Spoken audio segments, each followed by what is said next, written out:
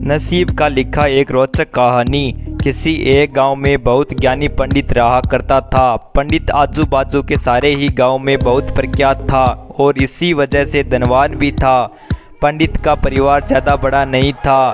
पंडित अपनी पत्नी के साथ अपने बहुत बड़े घर में अकेला रहता था, क्योंकि पंडित का कोई बेटा नहीं था और एक बेटी थी जिसका विवाह पास के गांव वाले एक श्रीमंत लड़के से हो चुका था। पंडित ने शादी से पहले अपने होने वाले दामाद की अच्छे से जांच पड़ताल की थी और अपनी बेटी का भविष्य भी ठीक से पढ़ा था। तब जाकर उसने बेटी की शादी की थी। लेकिन चंद सालों में ही पंडित का दामाद बुरी आदतों के चंगुल में फंस गया। जुआ और शराब की बुरी लत ने उन्हें सड़क पर लाकर रख दिया। अपनी बेटी की ऐसी दुर्दशा देखकर पंडित की पत्नी काफ़ी दुखी होती थी और अक्सर पंडित को कहा करती थी, तुम जाकर उनकी मदद कराओ।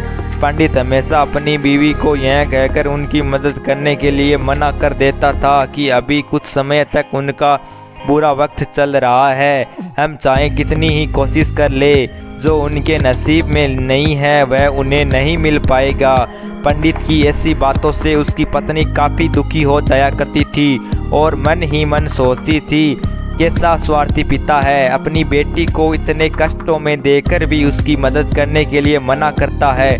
आखिर भगवान ने जो इतना सारा धन धान्य दिया है उसका क्या करेंगे, हमारे कोई और औलाद भी तो नहीं है, ले देकर एक यही बेटी है और उसके लिए भी कुछ नहीं करेंगे तो किसके लिए करेंगे।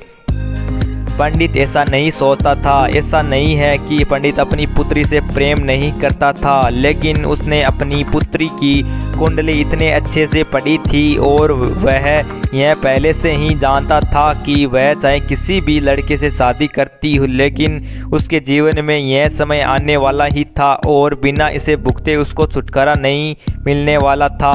एक दिन खाने पीने के लिए भी मोहताज हो चुके पंडित के बेटी और दामाद उसके घर पर आए। पंडित ने और उसकी बीवी ने दोनों का खूब आदर सत्कार किया और खूब अच्छा खाना खिलाया। बेटी और दामाद की पंडित से सहायता मांगने की हिम्मत ना हुई, इसलिए वह बिना बोले ही वापस अपने घर को लौटने लगे।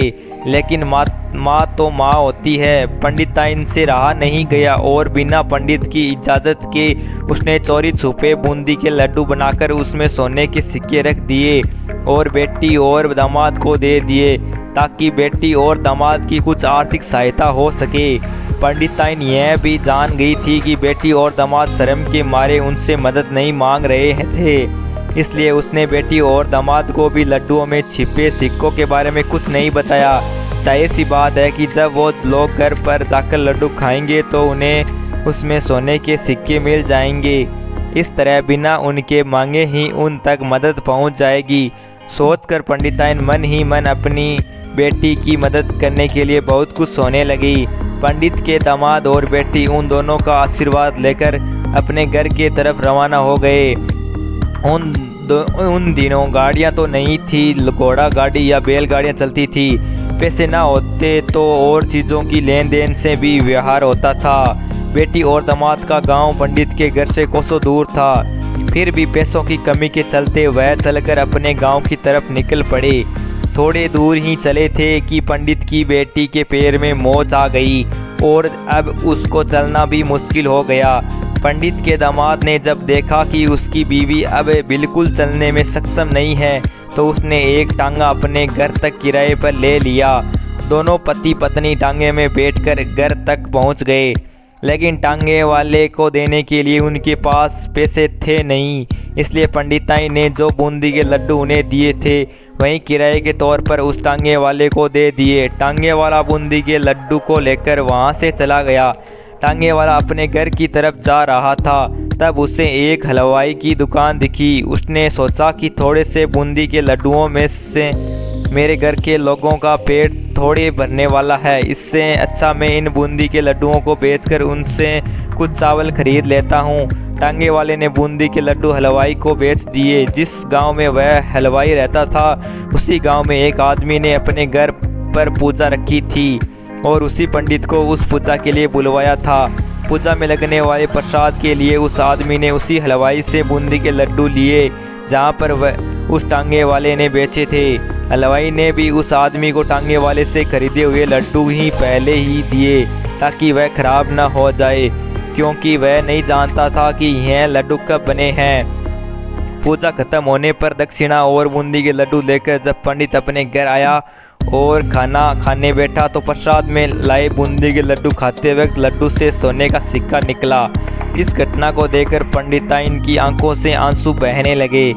पंडित ने जब पंडिताइन से उसके रोने का कारण पूछा तो पंडिताइन ने पंडित को सब कुछ बताया और पंडित से उनकी बातों पर भरोसा न करने के लिए माफ़ी मांगी।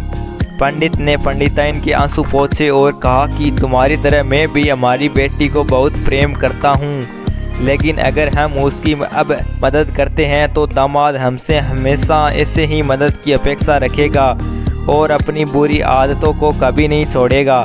पंडिताइन भी अब पंडित की बातों से सहमत हो गई। 2-3 महीने बीत गए। पंडित के दामाद और बेटी फिर से एक बार उसके घर आए और इस बार उनकी परिस्थिति पहले से बेहतर थी, क्योंकि पिछली बार खाली हाथ जाने के बाद दामाद ने नया काम शुरू किया था और अपनी सारी बुरी आदतें भी छोड़ दी थी। दोस्तों, नसीब का लिखा नहीं बदलता। यह कहानी आपको कैसी लगी? क्या आप भी नसीब पर भरोसा रखते हैं या फिर आप उन लोगों में से हैं जो अपना नसीब खुद अपने हाथों से लिखना चाहते हैं? दोस्तों, अगर आपको भी ऐसी मज़ेदार कहानियाँ पसंद है तो आप हमारे चैनल को सब्सक्राइब ज़रूर कर लें।